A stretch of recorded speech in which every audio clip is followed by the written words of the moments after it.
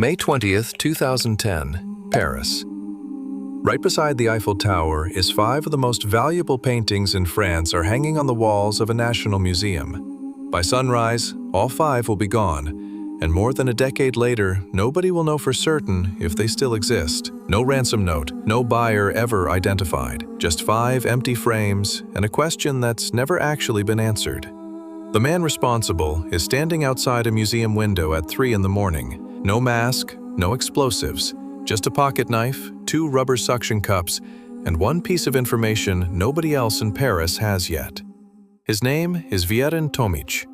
For years, French police and press had already given him a nickname, Spider-Man, earned from years of scaling apartment buildings with nothing but rope and bare hands, robbing the homes of the city's wealthiest residents from the outside in, entering through windows and balconies nobody thought needed locking. Tonight, breaking into one of the best protected museums in the country, home to works by some of the most important painters of the 20th century, he won't climb a single wall. So how does a man famous for climbing rob a national museum without ever leaving the ground? Tomic learned to climb long before he learned to steal.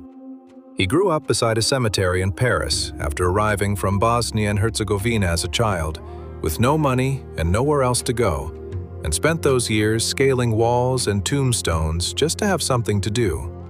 He later sharpened those same skills in the French army, then turns them into a career, working his way up, building facades most burglars wouldn't attempt.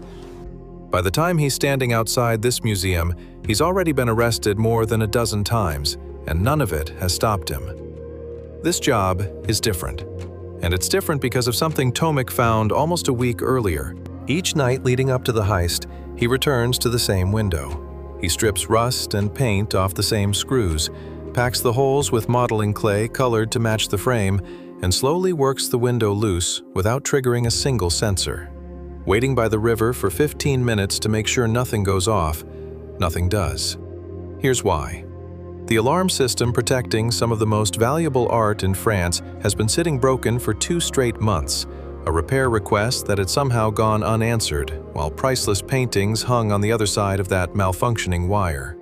The motion sensors covering the galleries simply don't work, and the screws holding the windows shut had been installed facing the wrong way, meaning anyone patient enough could take the whole window apart from outside, without anyone inside ever knowing.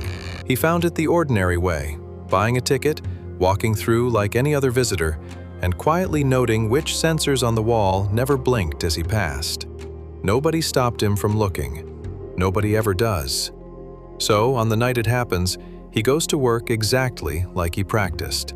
Suction cups on the glass, a crowbar easing the window loose, careful not to crack it. A padlock on the interior grille, cut clean through with bolt cutters he's carried in for exactly this purpose. 3 security guards are on shift that night, somewhere inside a building far too large for 3 people to actually watch, patrolling galleries that stretch out in every direction under high ceilings and dim night lighting. None of them notice him. The cameras roll the entire time and catch nothing usable, footage that will later be studied frame by frame and still yield nothing. He knows a single loud noise could trigger a hidden alarm, so every move is slow, careful. The building stays completely silent. That silence is what changes his plan. He'd only come for one painting, a Leger, ordered by a dealer he'd worked with before, a specific commission with a specific price attached. But standing there with nobody stopping him and nothing left to lose, he decides one painting isn't enough. He takes the Leger, then a Modigliani, then a Braque, then a Matisse, then a Picasso. By the time he's finished, he's carried out 5 masterpieces worth more than $100 million combined and left nothing behind but the empty frames, still hanging exactly where the paintings used to be. The next morning, staff walk right past those frames before anyone realizes what's missing. Once they do, the story explodes.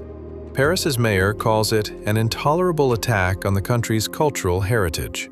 An elite police unit built for organized crime and armed robbery gets thrown onto the case within hours, pulling security footage frame by frame, questioning every guard on shift, quietly building a list of every known art thief with the skill for something this clean. Despite happening in the middle of one of the most watched cities on the planet, the investigation goes nowhere for almost an entire year. Tomic isn't caught because of the museum job. He's caught over an unrelated burglary a year later, a job with none of the same care or preparation. And once police have him in custody, he does something almost nobody expects. He confesses to the heist himself, seemingly unable to resist telling the story of what he considers his masterpiece. That confession is where this case should end. Instead, it's where it falls apart completely. The dealer who ordered the theft, a man named Jean-Michel Corvez, never pays Tomic the full amount he'd promised. Instead, the paintings get handed to a third man entirely, someone who later stands in court and claims that once the story hit the news, he panicked, cut the paintings apart, and threw what was left of them in the trash. Almost nobody in that courtroom believes him.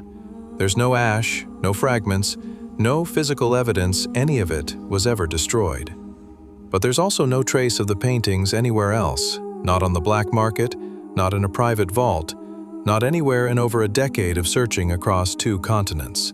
Tomic is sentenced to 8 years. Corvez gets 7. The man who claims he destroyed the paintings gets 6, and reportedly screams at the judge in open court, insisting the sentence is too harsh for something he only did out of fear. Which leaves a question nobody has ever actually answered.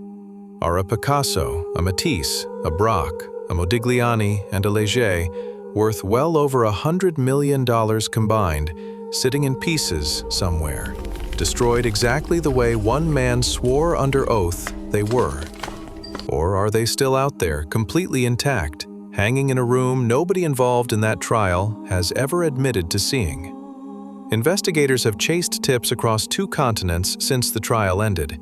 Every one of them has led nowhere. Tomic is out of prison now. He's given interviews. A documentary has been made about his life.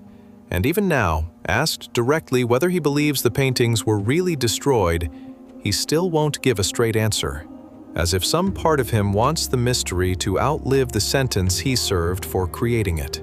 The frames are still empty. The case, technically, is still open. And somewhere, whether in ash or in silence, 5 of the most famous paintings in the world are still missing.